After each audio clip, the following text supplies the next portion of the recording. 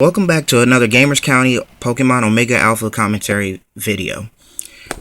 Today I'm reviewing more Mega Evolutions that were announced for Pokemon Omega Ruby and Alpha Sapphire.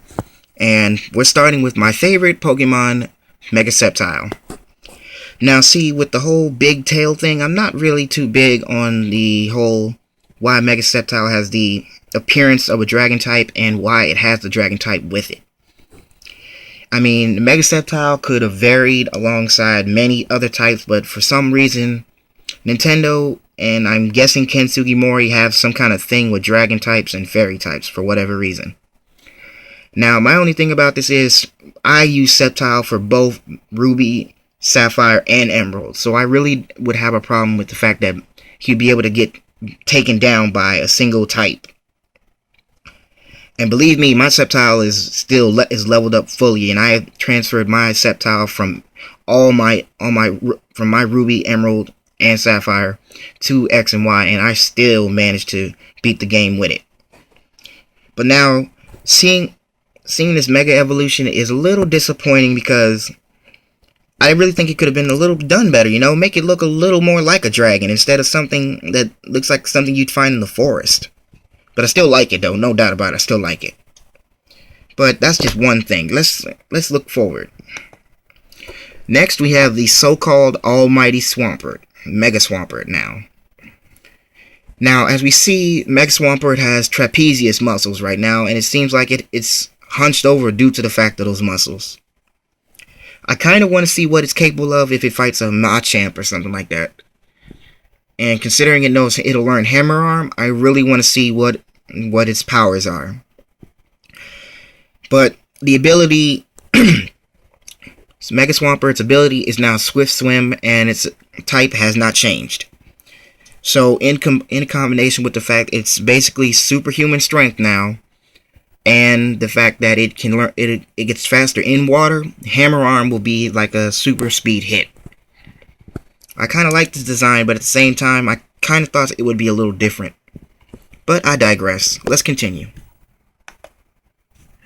Next, we have an illustration of the three Mega Evolution starters.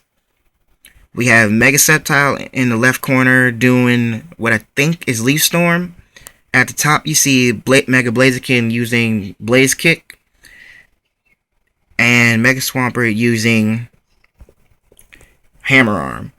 See, these illustrations indicate that the starters are the key to your victories throughout the game. I mean, quite frankly, I never used Mega Evolution in X and Y because I kind of thought it would be too easy. And the first time I even used Mega Evolution altogether was when I was catching Yveltal and Xerneas.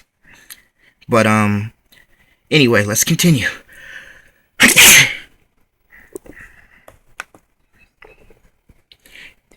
Now we're going on to another gym leader, Norman. As we all know, he is the father of both characters, regardless of which one you choose. But in the anime, we know he is May's older father. See, now here's the thing. I kind of, seeing that these characters have been remade, I see that they're adapting to American and Japanese cultures. He has the laid-back shirt with the roll-up sleeves, the shirt within a shirt, and he's got the sweatpants with the traditional Japanese socks with the little blocks on the bottom. Now, considering Norman relies mostly on his slacking, I'm pretty sure he'll be an easy target and will be wiped out pretty quick. He definitely was for me. I mean, I wasted no time with him. I used one Pokemon and he was gone. Next, we have Phoebe of the Elite Four. Now, I don't understand why her character was. I'm trying to understand why the characters were even redone to start with. But I mean, no disrespect to anybody who may find this maybe racially sensitive, but I have rarely seen any black people in the entire series other than Brock, since that Ash has traveled with. I'm not trying to say Nintendo is racist. I will never say Nintendo is racist because I know that they don't exactly mean to do it. But for a main example, I'm not really sure why they have remakes. I know they have remakes because they want to revamp the series or whatever. But considering that Pokemon the series is close to ending, Pokemon Omega Ruby and Alpha Sapphire are necessary at this point. And Phoebe's character reminds me of Misty and May put together, because her sleek design, her skinny disposition, and the fact that her playful behavior recognizes her Pokemon trainer status. Next, we have a cosplaying Pikachu known as Pikachu Bell. First and foremost, Pikachu does not need cosplay, okay? They want to mess with the most notable character of the entire series, and they want to do this kind of behavior. It's disgusting to me. I don't understand why Pikachu didn't even need a redesign. You might as well give Pikachu a Mega Evolution for all this garbage. I mean, what is this? It looks like it's straight out of a Disney movie. Let's see what else they got. Next, we have Pikachu Libre. And like I said before, it's natural that Nintendo would adapt multi-agricultural experiences through and add them to the game. First and foremost, I know why they got the design, because Pikachu looks a lot like Hawlucha. And second of all, this is not necessary. Again, Pikachu does not need to cosplay for whatever reason they think this is necessary. This is not needed. It's not. I mean, it looks like something. I mean, if I put this thing up against Nacho Libre, I guarantee you it would get beat. Next, we have Pikachu with a PhD. I'm trying to remember where I saw this design at one point, but first of all, Pikachu still. Why do this? I mean, it looks like it could be a Poke Professor in the Pokemon world, should the series end, I guess. But Pikachu still doesn't need cosplay. That's all I'm gonna say. I will stand by that. And now we have Pikachu Popstar. Oh, great.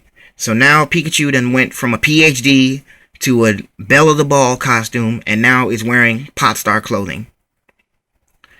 Now, if you look closely, every time Pikachu seems to get something new for the games, it seems that it'll learn a new move after the fact. And we all know Pikachu's level is probably resetting at this point, which is why it learned Electro Ball. Finally, we have Rockstar Pikachu. This is a little more respectable because I like the clothing, for one thing. That's something an average Rockstar would wear. But first, let me clear this up real fast. Everyone look at the very tip of the Pikachu's tail. It's a heart shape. Every Pikachu that has been seen in this scene is a female. So, meaning that the Pikachu that we all know and love has been degraded by the fact that they want to change its gender by giving it cosplay. There are a lot of people who look good in cosplay, and there are a lot of people who don't look good in cosplay. Pikachu does not look good in cosplay. This is not a house pet that you can dress up in whatever you think you want to. And finally, we have Roxanne, another gym leader who, she kind of reminds me of the really snooty girl from Blue Exorcist. But now that her redesign, she seems like she'd rather teach you something than battle you, than probably get beat by you, of course. But anyway, I like the design and she looks cute. So I'm gonna leave it at that for now. Drop a comment down below, subscribe, and be prepared, ladies and gentlemen, because I have a lot more planned. See you next time.